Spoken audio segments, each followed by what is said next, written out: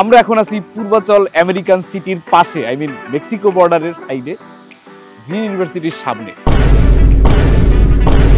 Green ইউনিভার্সিটির চারপাশে শুধু ধূসর। আমরা একটা সাইক্লোন পার হয়ে এই পর্যন্ত এসে পৌঁছাইছি। তো ধূসর নেস থেকে বেরোয় আসার জন্য গ্রিন ইউনিভার্সিটির সামনে একটা গ্রিন সানগ্লাস পরে দাঁড়াই আছি। ক্যাম্পাসটা সুন্দর বাইরে থেকে, তবে গাছগুলা এখনো ছোট, আর একটু বড় হলে পরে দেখতে হয়তো ভালো লাগবে। এইখানে আজকে পিসি বিল্ডিং 101 নামে একটা সেমিনার আছে, যেটা আমরা পার্টিসিপেট করবো, এবং একই সাথে আছে ইন্টার ডিপার্টমেন্ট গেমিং টুর্নামেন্ট, যদি আমার পেছনের মাঠে এখন ক্রিকেট চলতেছে। এনিওয়ে, চলুন ভেতরে চলে যাই, গিয়ে দেখি গ্রিন ইউনিভার্সিটির ছেলেপেলের মধ্যে এনথুসিজমটা কেমন।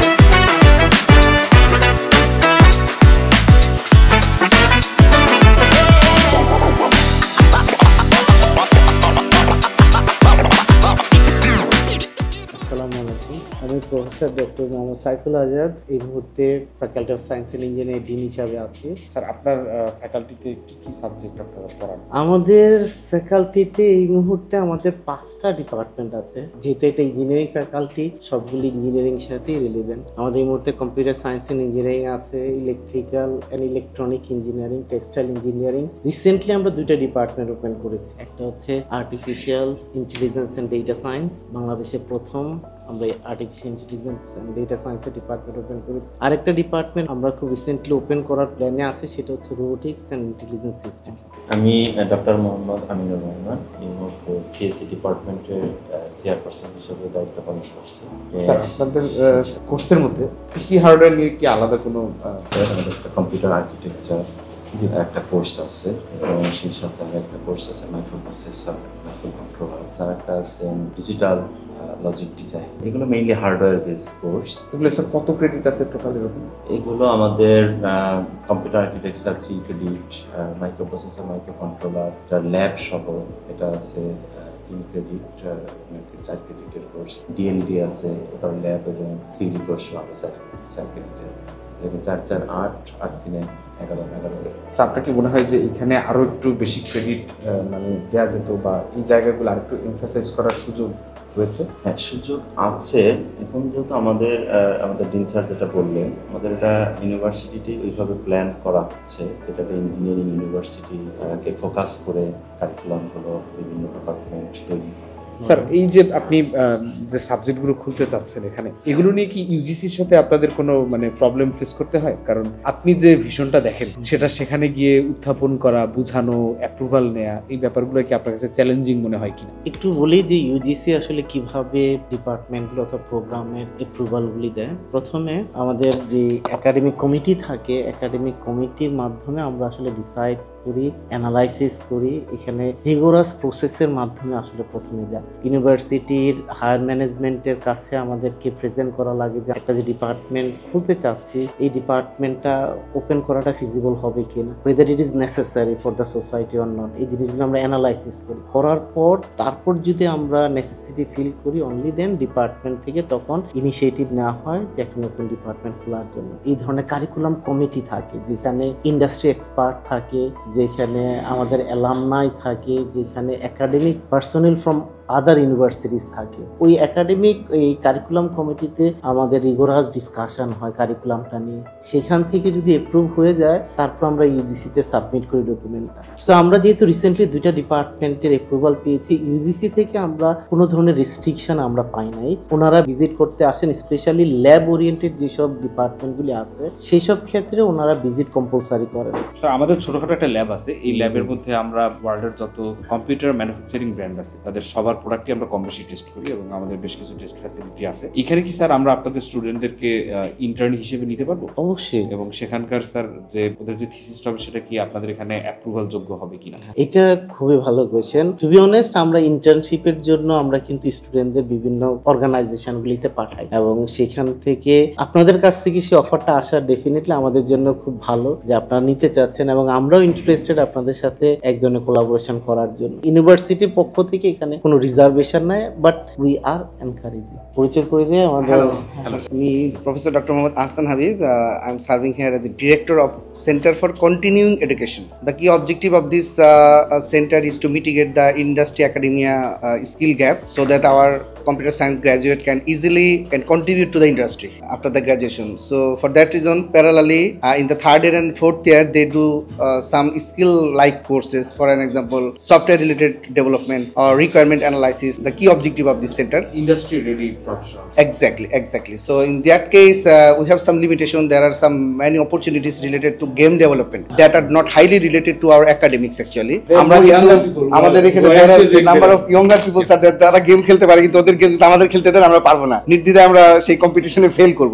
We need to let them grow. Exactly, তাদেরকে গ্রো করতে হবে। আর সাথে সাথে আমাদের যে রিসার্চের জন্য আসলে আমাদের হাই কনফিগারেশন কিছু দরকার, যেটা বললাম আমার অ্যানিমেশন, গেমিং ডেভেলপমেন্ট, তারপর হলো মুভি ডেভেলপমেন্ট। আমাদের কিন্তু জিএমসি নামে একটা ডিপার্টমেন্ট আছে। তো ওইখানে আমাদের আসলে যদি আমাদের এই যে হাই কনফিগারেশন যে ইকুইপমেন্টগুলি আছে, এটি যদি আমরা একটু ব্র্যান্ডিং করতে পারি আপনাদের জন্য, আমাদের একটা মিনি একটা 2-3টা বা 5টা 10টা কম্পিউটার সেটআপ যদি করেন, আমরাও কিছু হয়তো বাই করলাম। এছাড়াও কম্পিউটার সোসাইটির যে আছে ওখানে ওনাদের মাধ্যমেও বিভিন্ন জায়গায় টেকনোলজিক্যাল যে ডিসরাপশন আপনাদের ফেস করতে হবে ইন দ্য আপকামিং 10 ইয়ার্স, আগামী 10 বছরে কিন্তু টোটালি চেঞ্জ হয়ে যাবে আপনার ডিজিটাল মার্কেট। ওই জায়গাতেও আমি আপনাদের ব্যবসায়ীদের উপরে আমি কিছু টক শো দিয়েছি আর কি। আর আমি আইবিরও ফেলো, লাইভ ফেলো, বাংলাদেশ কম্পিউটার সোসাইটিরও লাইভ ফেলো। আর আমার মূলত আমার প্রতিষ্ঠান হলো টাঙ্গাইলের মাওলানা ভাসানী ইউনিভার্সিটি, ওখানে আইসিটি বিভাগের প্রফেসর আমি। আর ওইখান থেকে আমি লিয়েনে ছুটিতে আসছি আর কি, গত 2 বছর যাবত ছুটিতে আসছি এখানে।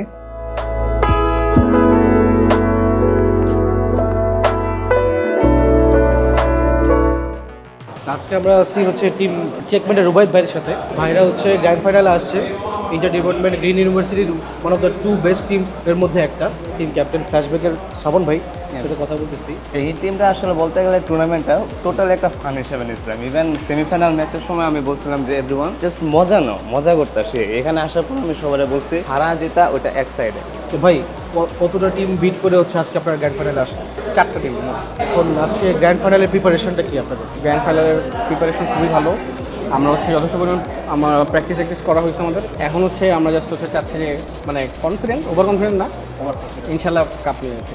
টিমে আমি আমার মতে ওদের থেকে আমার এমটা একটু বেটার, সো আমি ডুয়েলিস্ট খেলবো। আর আমার সাথে ইমামরাও আমি ডুয়েল হিসাবে রাখছি।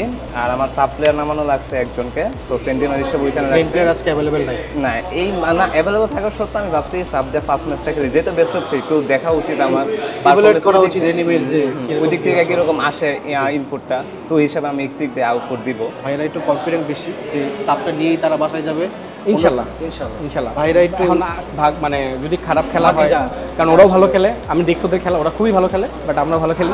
আমি এট এ টাইম প্রো সিনে খেলতাম, আমি ওটা বাদ দিয়ে দিচ্ছি পড়াশোনা চাপের জন্য। আমি আমার লাইফে সবই অ্যাচিভ করছি বলতে গেলে, জাস্ট আমার ল্যান্ড খেলা বাকি ছিল, ল্যান্ডের এক্সপেরিয়েন্স। এক্স্যাক্টলি, এইটা আমি পাই নাই। সো যখন শুনলাম আমার ইউনিভার্সিটি এটা অফার করতেছে, আমি আই এম লাইক না আরেকটা রান দিব, আমি ওয়ান মোর রান। আজকে আপনাদের মানে স্ট্র্যাটেজিটা কি? একটা ডুয়েলিস্ট নিয়ে খেলতেছি, ডুয়েলিস্ট আমি খেলতেছি। একজন হচ্ছে ব্রিজ থাকবে যে হচ্ছে ব্লাইন্ডের জন্য, হ্যাঁ একজন ইনিশিয়েটর থাকবে। এরপর হচ্ছে একজন চেম্বার থাকবে যে হচ্ছে সেন্টিনাল, আরেকজন সেন্টিনাল থাকবে, দুটো সেন্টিনাল থাকবে। এখন হচ্ছে পার্ল, লোটাস আর হচ্ছে আপনার হেভেন। লোটাস, তারপর হচ্ছে হেভেন। এখন আসো র্যাঙ্ক যেহেতু খেলেন, আমি অ্যাসেন্ডেন্ট ছিলাম, এখন বাই ডিফল্ট ডায়মন্ড চলে আসছি না। বাকিরা কি সবাই ফানের জন্যই খেলে, জাস্ট ইউনিভার্সিটি? এক্স্যাক্টলি, হ্যাঁ আমি একটা করা সিরিয়াসলি উচিত খেলতাম। এরকম। তো বেসিক্যালি ইউনিভার্সিটিগুলো তো আরো এরকম গেমিং টুর্নামেন্ট এক্স্যাক্টলি এটা করা উচিত আসলে। আমাদের সোশ্যাল গ্যাদারিং অনেক সুন্দর হয়, যেমন আমার টিমে যারা আছে আমি কিন্তু চিনিও না ম্যাক্সিমাম, একজন বাদে।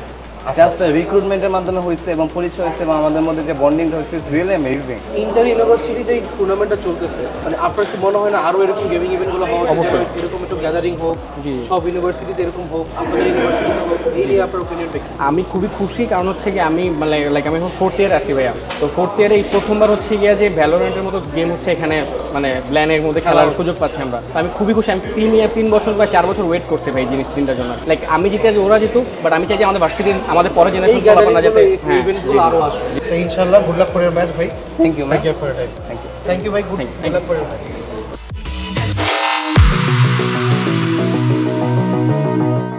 যদি আমরা ইন্টারনেটে সার্চ দিই পিসি বিল্ডিং, কার ভিডিও সবার আগে আসে? হ্যালো, আসসালামু আলাইকুম, সবাই ভালো আছেন? আচ্ছা, আসলে এইখানে যারা আছে ইউজার তো কম বেশি সবাই, এর মধ্যে কেউ না কেউ থাকে প্রত্যেক ইউনিভার্সিটিতে tech guy, your tech friend, যাকে মাঝরাতে কল দিয়ে বলা যায় বন্ধু আমার কেন ব্লু স্ক্রিন দিচ্ছে, একটু ঝামেলাটা সমাধান করে, এমন কেউ আছে এখানে? Easy that guy. আপনি ভাই একটু দাঁড়াবেন, উনি কি মানে আসলেই আপনাদের টেক গাই? কোনো সাপোর্টার নাই না? তাহলে একটু চলে আসেন। মানে কোন ডিপার্টমেন্টে পড়েন? পিসির বেসিক কম্পোনেন্ট কি কি লাগে এটা আমরা এই ভাইয়ের কাছ থেকে শুনে নিই। ভাই একটু বলেন। এখন পিসি বেসিক কম্পোনেন্ট হিসেবে আমাদের যদি একটা আমাদের বোর্ডে চিন্তা করি, আমাদের একটা স্কেলেটন থাকে, স্কেলেটন হিসেবে motherboard, it can be the flash of a human being, that will be I this unique, or the flesh of a cheetah, that will be eaten, that will be the brain, that will be the brain. আচ্ছা, that will be the brain. আমি ওকে অ্যানালজিটা আপনারটাই correct. External কিছু পাওয়ার যে থাকবে, কিছু capability থাকবে external work house হিসাবে, এই ক্ষেত্রে আমি বলবো the superior GPU, that is Nvidia. RAM থাকবে and most of all power করার জন্য একটা পাওয়ার সাপ্লাই হবে।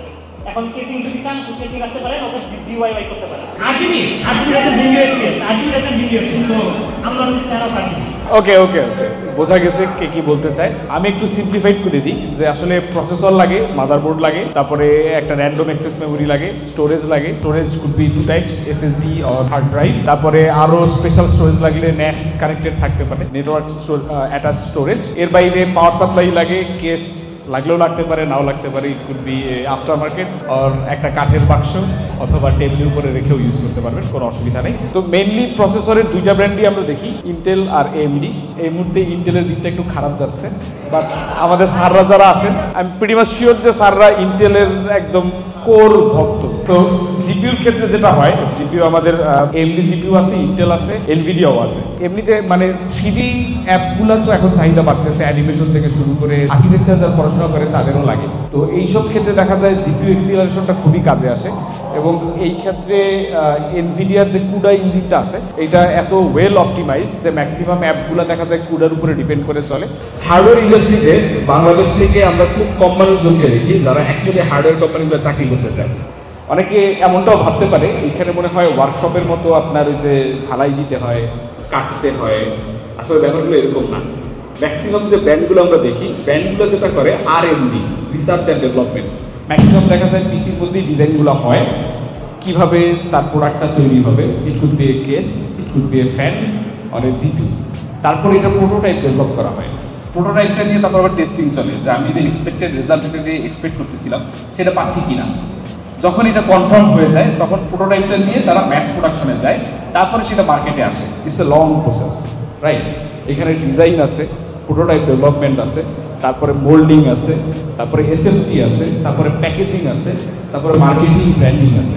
তো এই হোল প্রসেসের মধ্যে এই একটা ইউনিভার্সিটিতে যত ডিপার্টমেন্টের স্টুডেন্ট আছে সবাই চাকরি করতে পারে, কিন্তু কেউই এই লাইনগুলোর দিকে আগাই না। এইখানে চাইনিজরা বসে আছে। ওয়ার্ল্ডের যত ইলেকট্রনিক্স হার্ডওয়্যার দেখি বলতে গেলে তার মনে হয় 80 to 90% চাইনিজরা বানায়। এবং কয়েকটা ফ্যাক্টরি প্রোডাকশনে আমি দেখছি যে যখন ব্রেক থাকে তখন এই টেবিলের মধ্যেই ঘুমায়, আর ওইখানে ফোনে গেম খেলে, আবার ওখানে বসে যায়। তো আমাদের দেশে এই অপরচুনিটিগুলো অনেক বেশি, কিন্তু আমরা করতে পারি না। কেন করতে পারি না? কারণ আমাদের ইউনিভার্সিটিগুলোয় এই স্পেসিফিক পড়াশোনাগুলো নাই। তারপরে আমি যদি বলি যে অ্যাসুস, কে কে চেনেন? Almost everyone. গিগাবাইট আছে স্পন্সর, MSI ওই একই লেভেলে বিলং করে, রাইট? এদের ম্যাক্সিমাম প্রোডাক্ট কোথায় বানানো হয়? চায়নায়। এরা কোন দেশি কোম্পানি? তাইওয়ানিজ।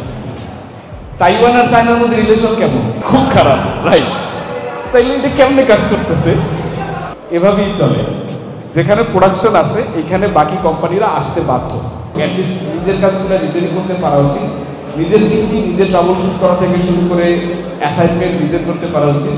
এখন অবশ্য ChatGPT আছে হেল্প করার জন্য, কিন্তু দুঃখের বিষয় ChatGPTর হেল্প নিতে গেলে আবার আর একজনের হেল্প নেওয়া লাগে। এই জিনিসটা না হোক। পুরস্কার আছে নাকি? বক্স ছাড়া দিছে, তার মানে চায়না ব্র্যান্ডিংটা হলো। আচ্ছা, AMD CEO কে? This is for you.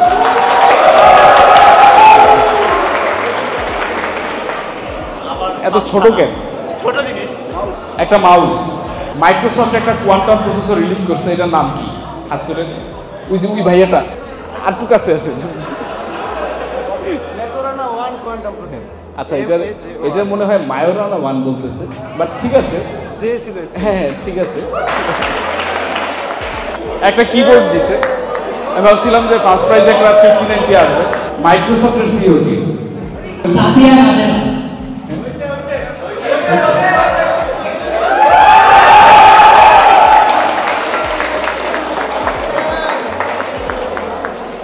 ওকে,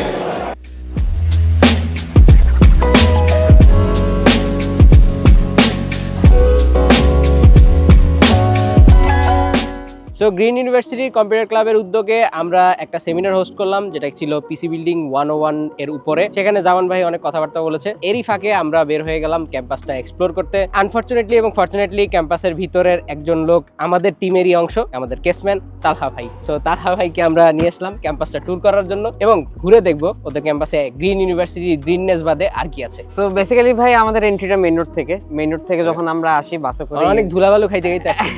এটা বাই প্রোডাক্ট। মেইন রোড থেকে যখন আমরা বাসে এন্ট্রি নেই, ইউজুয়ালি আমরা শুরুতেই এই বিল্ডিংটা দেখতে পাই। এই বিল্ডিং সাথে এই বিশাল বড় বড় মাঠ, সামনে এখানে ক্রিকেট খেলার জন্য স্পেশালাইজড মাঠ, এখানেও পোলাপান একটু খেলে, সামনে ওখানে ফুটবল খেলার জন্য যথেষ্ট জায়গা আছে। সো এটা একাডেমিক বিল্ডিং, রাইট? তো এখানে একাডেমিক রিলেটেড সমস্ত কিছু হয়। তো অনেক ক্ষেত্রে দেখতেছি আন্ডার কনস্ট্রাকশন, স্পেশালি এই সাইডে পুরোটাই আন্ডার কনস্ট্রাকশনের উপরে আছে। তো তোমরা ক্লাস কোন দিয়ে করো বেসিক্যালি? এটা যদি একাডেমিক বিল্ডিং হয় বা কি বলে এটা অ্যাডমিনিস্ট্রেটিভ যদি বিল্ডিং হয়, তাহলে তোমাদের ক্লাসরুম আসলে কোন দিকে? মোস্ট অফ দ্য কেসে তোমরা কোন সাইডে ক্লাস করো? আমরা অ্যাকচুয়ালি এনএক্স এর দিকে ক্লাস করি। চলেন যাই ঘুরে আসি, চলো।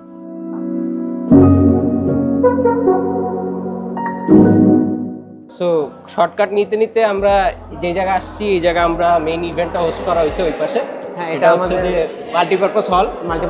আর ওই সাইডে গেমিং ইভেন্ট গুলো হোস্ট হইছে। এটা মাল্টিপারপাসই বলা যায়, পুরো বিল্ডিংটাই মাল্টিপারপাস। সো এই সাইডে পুরোটা হচ্ছে যে মানে মোস্ট অফ দ্য কেসে ক্লাসরুম এরিয়াস গুলো এইদিকেই। অ্যাবসলিউট এরিয়া সবই ক্লাসরুম, পুরোটাই ক্লাসরুম। লাল ইটের একটা মানে খুব স্ট্রাকচার দেখতে খুবই আই প্লিজিং। শুরুতে আর একটু যখন আন্ডার কনস্ট্রাকশন ছিল, যখন আমরা আসছি এখানে, তখন জিনিসটা এতটা ভালো ছিল না, বাট এখন আগের চেয়ে অনেক ওয়েল রিডিফাইন্ড। মানে প্রত্যেকটা বিল্ডিং এর ব্লকে ভাগ করা আছে, এটা জে সাইড, ওটা জি সাইড। এখানে টোটাল এনএক্স এর আমাদের ব্লকে টোটাল 8টা স্পেসিফিক বিল্ডিং আছে, ইএফজিএইচ আইজেকেএল। সো ইউজুয়ালি এই এনএক্স এর ব্লকে এন্ট্রিটা আমাদের এই মার্বেলের সিঁড়ি দিয়ে। সো তুমি এক্স্যাক্টলি কোন সাইডে তোমার ডিপার্টমেন্টের ক্লাস হয়? আমার ডিপার্টমেন্টের ক্লাসটা হয় একদম ওই পাশের কর্নারে, ই বিল্ডিং এ। আর যেহেতু এখানে চলে আসছি, এখানে হচ্ছে আমাদের যে গ্রিন ইউনিভার্সিটি সেন্ট্রাল লাইব্রেরিটা, এটা এখন এখানে আন্ডার কনস্ট্রাকশন। এখানে আমাদের অ্যাডমিনিস্ট্রেটিভ বিল্ডিং এ যদিও ছোট একটা লাইব্রেরি আছে, but compare to what we had in our city campus, ওটা চেয়ে একটু ছোট। বাট এখন এটা আগে থেকে প্ল্যান ছিল যে এখানে এটার লোকেশন হবে, সো এটা আরো বড় মার্জিনে করা হইতেছে। আমরা কোন একটা ব্লকের ভিতরে ঢুকে যাই। হ্যাঁ, আমরা দেখি যে এর সামনে আছে। আমার ক্লাসও ইতেই হয়, তো ইতেই যাই। অ্যাকচুয়ালি প্রত্যেকটা এনএক্স বিল্ডিংই একদম সেম, জাস্ট একটু শেপ হয়তো বা কোনোটা ডান দিকে বাঁকা, কোনোটা বাম দিকে বাঁকা, বাট অল ইন অল পুরোটাই সেম। যেমন এই 104 নম্বর রুমে আমার ক্লাস হয় রেগুলার বেসিসে, বা 106 হয়। কালকেই 2টা ক্লাস করে গেলাম এখান থেকে বের হয়ে গেলে এদিক দিয়ে আমরা চলে যেতে পারি টার্মিনালের দিকে। এন্ড ঘুরতে ঘুরতে ক্যাম্পাসের একদম শেষ এন্ডেই চলে আসছি, যেটা বলতে গেলে টার্মিনাল। তো এইখানে মোস্ট অফ দ্য কেসে বাসগুলো আসলে থাকে, যেটা তালহারা মনে হয় হেলিকপ্টার বলে, আমরা হেলিকপ্টার বলি। তো ভাই এখন হচ্ছে আমরা আমাদের যে মেইন অ্যাডমিনিস্ট্রেটিভ বিল্ডিং, ওইটার ভিতরে ঢুকবো। লাইব্রেরিটা একটু দেখতে পারি কিনা দেখি। এই দিক দিয়েই লাইব্রেরিটার এন্ট্রি, রাইট? হ্যাঁ, এখানে এন্ট্রি। এই পাশে আমাদের অ্যাডমিশন অফিস এই ক্যাম্পাসের জন্য। আচ্ছা। সো বেসিক্যালি এখানে আসলে যেহেতু লাইব্রেরি মেইনটেনিং সাইলেন্স, আমাদের সিটি ক্যাম্পাস হচ্ছে কম্পারেটিভলি একটু ছোট, বাট সামহাও প্রত্যেকটা বই এখানে আসছে, সব ঠিক মতো আছে। আর এখানে সেপারেট কিছু ডেস্ক আছে, চেয়ার টেবিল আছে পোলাপান বসার জন্য, রিডিং ফ্যাসিলিটিসগুলো আছে।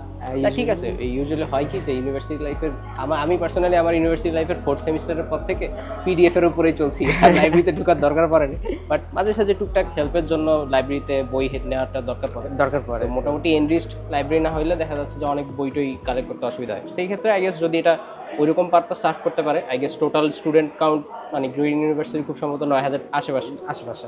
সো যদি ওইটা সার্ভ করতে পারে দেন দ্যাটস ফাইন। সো এইটাই মোটামুটি এটাই এক্সপ্লোর করার ছিল। অ্যান্ড আরও উপরে অন্যান্য বিল্ডিংয়ে যে অন্যান্য অ্যাডমিনিস্ট্রেটিভ টাইপের কাজকর্ম আছে, সেগুলো হয় উপরের দিকে। আমরা অলরেডি মিটিং করছি হায়ার অথরিটিদের সাথে। আই গেস এই পর্যন্তই আমাদের তরফ থেকে ক্যাম্পাস।